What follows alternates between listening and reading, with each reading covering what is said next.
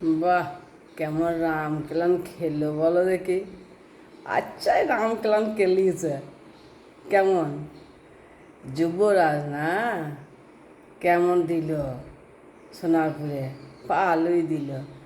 এমন রাম কেলান খেলিয়েছে না, কোনো হসপিটালেও ভর্তি নিচ্ছে না, কোথাও ভর্তি নিচ্ছে না।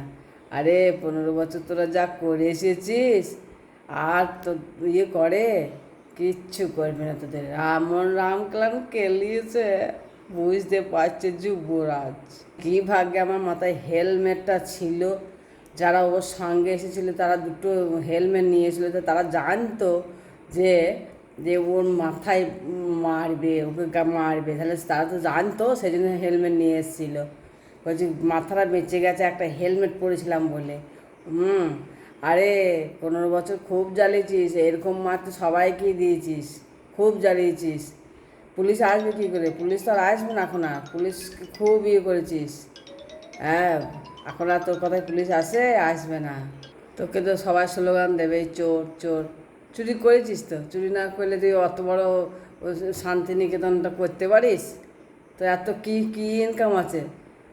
তো চাকরি করে করে তো তারা অত অট্টালিকা করতে পারছে না, আর তুই একটা মানে কি এমন ইয়ে হলি যে একবার বিশাল অট্টালিকা তৈরি করে দিলি, একবার শান্তিনিকেতনের মতো, তারপরে আবার স্কেলেটার লাগাইলি, তারপরে ঝাড়বাতি লাগাইলি। তো কোথেকে পেলি? চুরি করেছিস বলি কি তোকে চোর চলবে? ঠিক হয়েছে, কেমন রাম কেলান দিল বল দেখিনি। যাই বলিস তাই বলিস। হ্যাঁ, অনেক তুই অনেকজনকে রাম কেলান কেলিয়েছিস, এবার তোকে কেমন রাম কেলান কেলাইছে দেখ। কোনো হসপিটালে কেউ ভর্তি নিচ্ছে না, না বেলভিউ নিচ্ছে, না অ্যাপোলো নিচ্ছে, কেউ নেবে না। ওর কি হয়েছে কি? কিচ্ছু হয় না, কিচ্ছু হয়নি, সব ফালতু অভিনয় অভিনয়। আজ যা বাংলা দেখলো তা হয়তো কল্পনাও করা যায়নি। সোনারপুরে ওই যে যুবরাজ বন্দ্যোপাধ্যায়ের ওপর আক্রমণ, ছেঁড়া জামা, গায়ে ডিম আর জুতো, হেলমেট পরে পালাতে হলো ওই তোলামূলের সেকেন্ড ইন কমান্ডেন্টকে। সাধারণ মানুষের ক্ষোভ নাকি সাজানো নাটক। আজকের ভিডিওতে যে আমরা ঝোড়ো ঘটনার আসল সত্যিটা ফাঁস করব, সেটা বুঝতে পারেনি। আজ যখন অভিষেক বন্দ্যোপাধ্যায় ভোট পরবর্তী হিংসার ক্ষতিগ্রস্তদের পরিবারের সঙ্গে দেখা করতে সোনারপুরে পৌঁছান, সেখানেই ঘটে বিপত্তি। বাইক নিয়ে ঢোকার সময় তাকে ঘিরে শুরু হয় চোর চোর স্লোগান। পরিস্থিতি এতটাই উত্তপ্ত হয়ে ওঠে যে অজ্ঞাত পরিচয় কিছু মানুষ তার উপর চড়াও হয়, তার জামা ছিঁড়ে দেয়, তাকে লক্ষ্য করে জুতো ডিম ছোড়া হয়।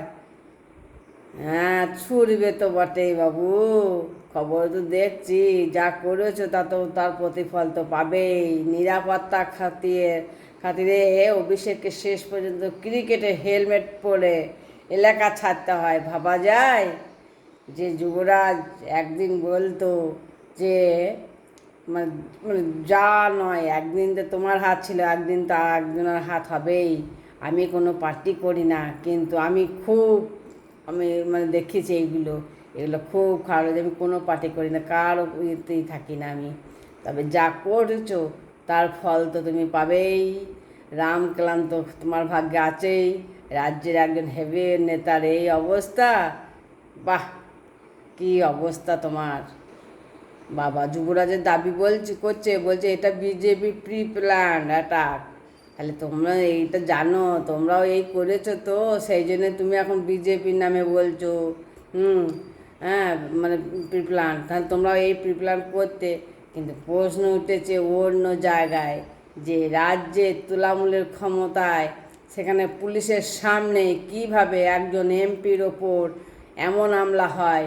অন্যদিকে বিরোধীদের দাবি এটা মানুষের জমানো ক্ষোভের বহিঃপ্রকাশ। সত্যিই তাই, এতদিন কিচ্ছু করতে পারে না, খুব করেছে। একটা এমপিকে তোমরা কীভাবে মেরেছো, কান ধরে উঠবসা করিয়েছো। সিপিএমের মানে সিপিএমের মানে যারা করেছে তাদেরকেও করেছো, বিজেপি যাদেরকে করেছো তাদেরকেও করেছো, খুব করেছো। আমি কোনো পার্টি করি না, কিন্তু আমি তো খবর দেখি পড়ি। একদিন যদি দিদির হাত হয়, একদিন তো দাদার হাত হবেই। রামক্লান দিয়ে রেখেছো, রামক্লান তো খাবেই, কেন খাবে না? আপনার কি মনে হয় এটা কি সত্যি বিরোধী ষড়যন্ত্র? আমার তো মনে হয় না না ও যা করে রেখেছে তার ফল ও ভোগ করছে, নাকি দলের ভেতরে কেউ কলকাঠি নাচছে। আজকের এই ঘটনা কি বাংলার রাজনীতিতে এক নতুন অধ্যায়ের সূচনা?